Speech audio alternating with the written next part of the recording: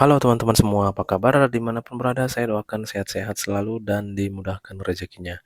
Sekarang kita teman-teman akan share potensi pergerakan harga pada pair gold ini. Kita ada sekarang di time frame daily. Di sini kita menemukan setup yang baru, setup sell, initial break.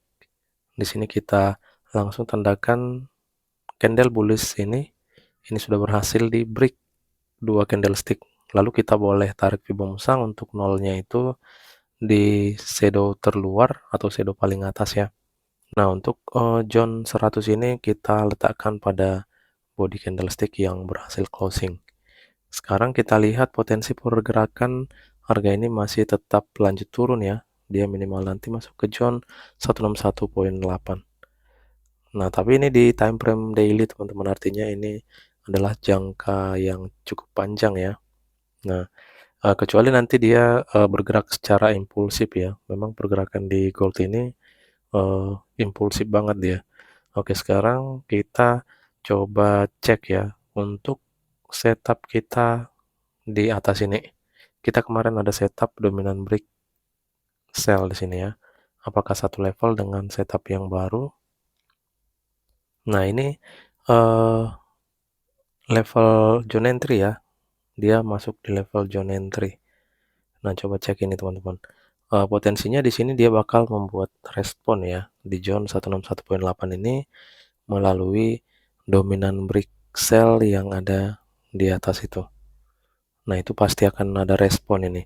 Jadi di sini teman-teman kita coba lihat ya. Nah, ini membuat setup yang baru sampai di zone ini closing, harga naik ya. Nah, di sini dia menutup imbalance area. Dia ketemu ke candlestick di atasnya atau di sebelah kirinya. Nah, ini setelah ketemu, artinya imbalance area di candle bearish ini sudah ketutup nih, langsung turun kembali. Nah, potensinya teman-teman dia akan naik lagi ya ketika nanti membentur area zone ini. Nah, itu potensinya. Sekarang coba kita cek ya pada time frame H4. Nah, coba kita lihat ini areanya di mana nih. Nah, berada pada shadow candle ini ya, support ya. Ini pasti ada respon nantinya di sini. Dan potensinya dia nanti akan membuat kenaikan ya. Nah, ini teman-teman, sorry.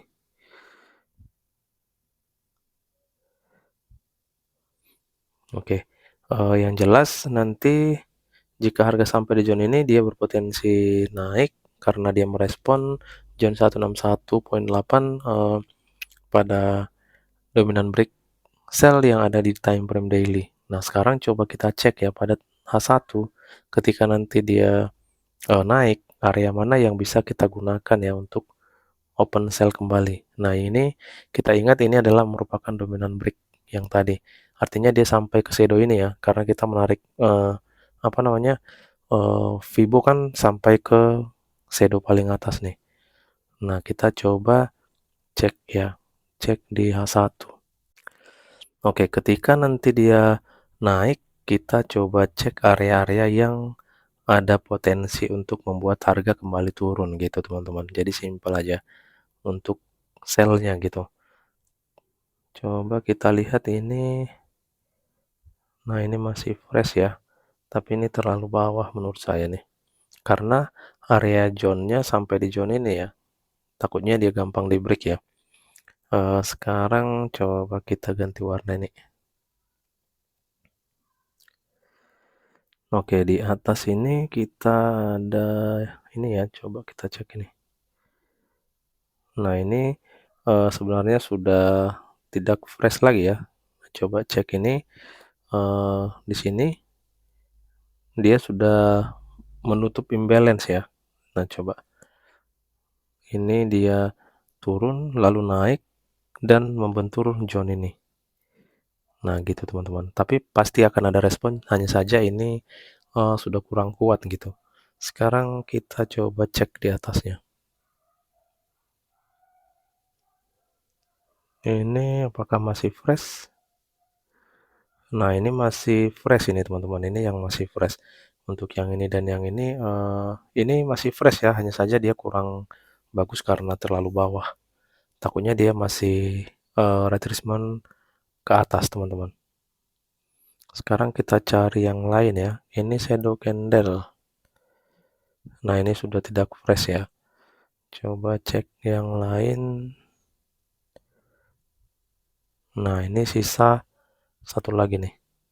Nah, inilah teman-teman. Ini yang masih fresh dan yang satu lagi nih.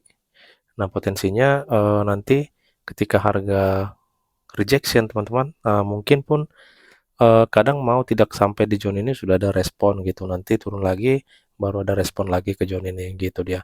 Kita perhatikan aja nanti.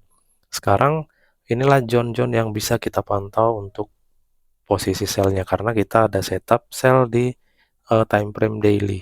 Nah, gitu. Jadi setup sell itu akan fail ketika nanti dia sudah berhasil closing di atas ini. Nah, di atas daripada shadow candlestick dominant break initial break yang ada di time frame daily tadi, teman-teman.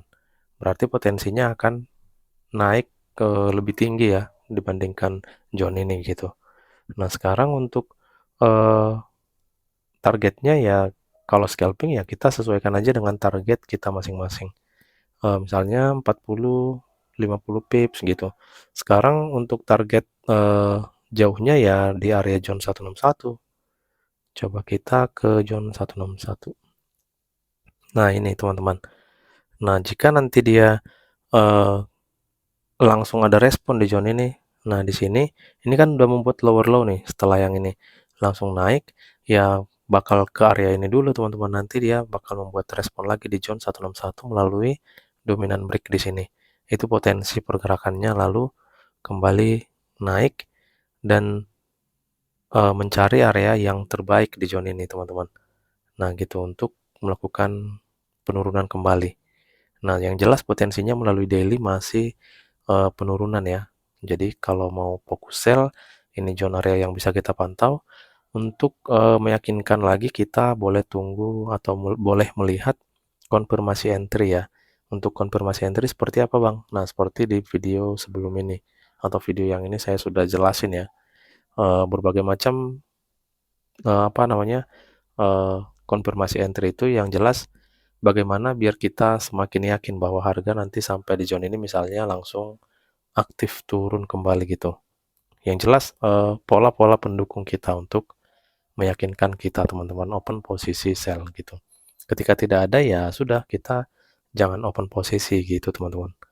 Oke, jadi itulah potensi pergerakan harga pada XAUSD ini teman-teman. Semoga video ini bisa bermanfaat dan menambah wawasan untuk kita semua. Terima kasih, salam profit dan tetap semangat.